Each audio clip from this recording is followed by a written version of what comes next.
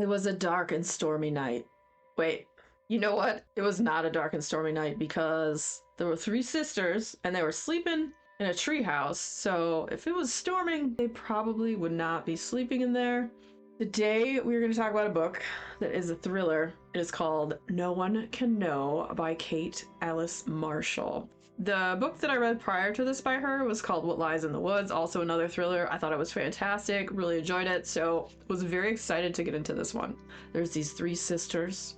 One night, their parents end up found murdered, and a whole lot of secrets going on. Sisters seem to find the bodies, and there's a little bit of hush-hush, and no one can know, and yeah, something happened. Did one of the daughters kill the parents? Did someone else? Was there more sinister things going on behind the scenes that maybe the father was involved in, that maybe the mother was involved in? That, some weird local town stuff. I don't know. Well, obviously I do know, but did I enjoy this book?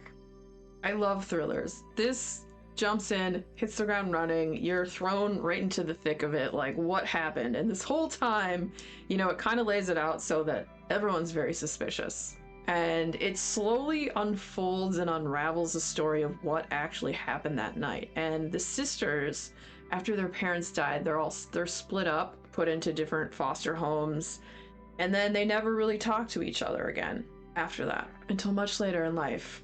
They never quite talk to each other about what happened that night. So there's a suspicion that any one of them might have killed the parents. And as the story starts to build and you get more into it, the parents were not the nicest or greatest people. They were kind of like a-holes and had a lot of weird stuff that they might have been into that was not so great. Lots of skeletons in the closet of this family, that's for sure. But back in the day, everyone kind of thought it was this one specific sister who killed the parents, but they were never able to prove anything.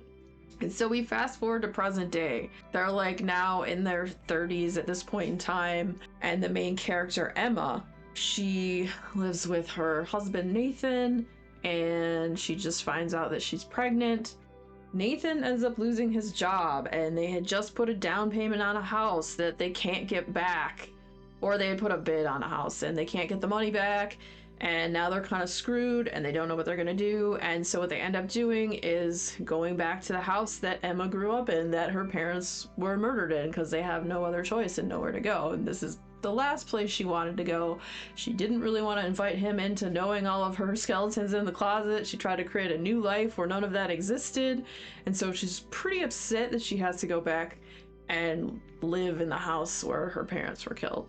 And once she gets back there, she starts to really think about and wonder what actually happened. Which one of her sisters maybe possibly killed the parents, or was it someone or something else? And let me tell you, I was constantly guessing, and then you get like some evidence and you'd be like, oh, totally this person. And then it's totally not. And then you get some more evidence and you're like, yes, it's definitely this person. And then no, it's not. I pretty much did that the whole way through the book. Like, I was like, oh yeah, definitely this person. It's not. I was so bad at it this whole story, almost all the way up until the end. So that's my favorite, when a book can do that keeps you guessing. Like, I literally was guessing up until the end, going back and forth thinking, oh, okay, well, yeah, it was this person. No.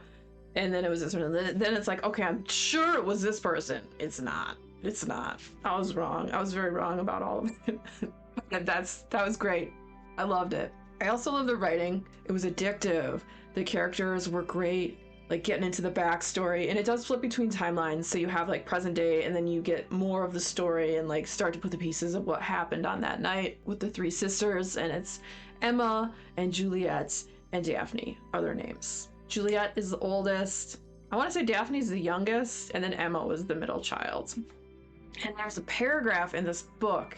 Sometimes you come across a passage in a book that's just, it's so well written, or just it so speaks to the heart of the book and kind of captures this essence of it. And that's kind of what I felt like this paragraph did. So let me read it to you because I thought it was excellent. The secrets gather inside her. she's rarely told a secret, but she can't keep them all inside.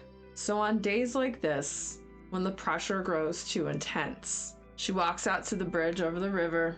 She takes her secrets, whispers them into a stone, and drops them off the side of the bridge to the rushing waters below. The stones carry her secrets to the river, and the river swallows them up. I thought that was like such a fantastic, just, I don't know, captures the essence of the story, because there's so many secrets in the story and it's really fantastic, and I had a lot of fun with it.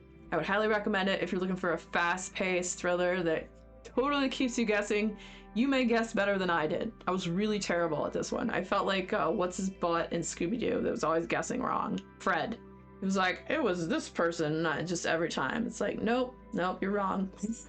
So recently, yeah, one of the more fun thrillers that I've read. I read through it in a couple days. It was a super fast read, keeps you on your toes, and a wild ride of a book. No One Can Know by Kate Alice Marshall. I will definitely be reading more by this author in the future. She has a bunch of books, and I've so far only read 2 of them, and I liked both of them quite a bit. If you're also curious about her prior book, What Lies in the Woods, another great thriller, that'll be the next video coming up, so stick around and check it out. And if you had fun hanging out today, hit that subscribe button, come back, see me again, and we'll talk about more bookish things and weird stuff.